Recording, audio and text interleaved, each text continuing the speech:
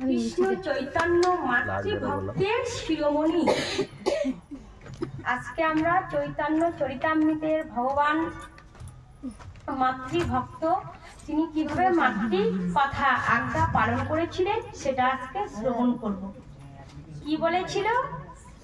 শ্রীকৃষ্ণ চৈতন্যকে আমি বন্দনা করি, তার শ্রেষ্ঠ এই মাতৃভক্ত, তিনি যে মাতৃভক্ত ছিলেন সেই মাতৃভক্তকে প্রণাম করি।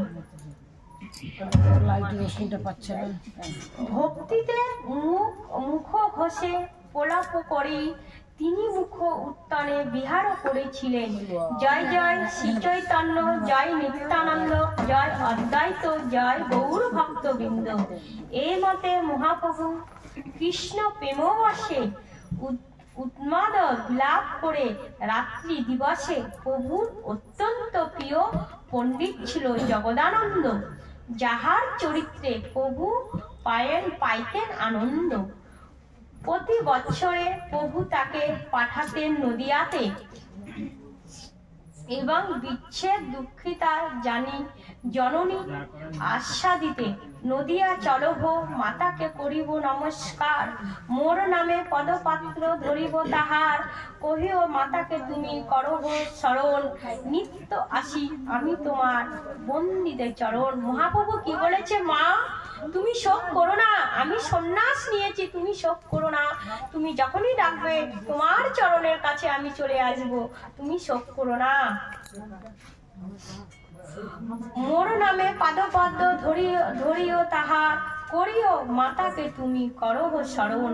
নিত্য আসি আমি তোমার বন্দিতে চরণ, যেদিন তোমার ইচ্ছা করিবে করাইবে ভোজন, সেই দিন অবশ্যই আসিয়া করিব ভোজন।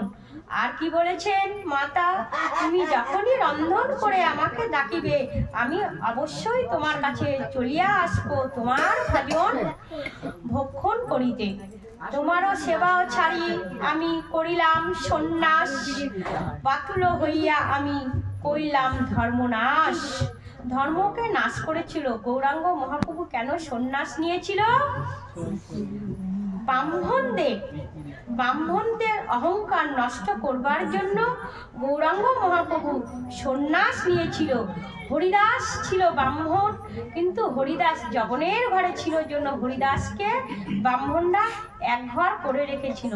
তখন ব্রাহ্মণদের পরীক্ষা করবার জন্য আমার গৌর হরি কি করেছিল? একটা সেবার আয়োজন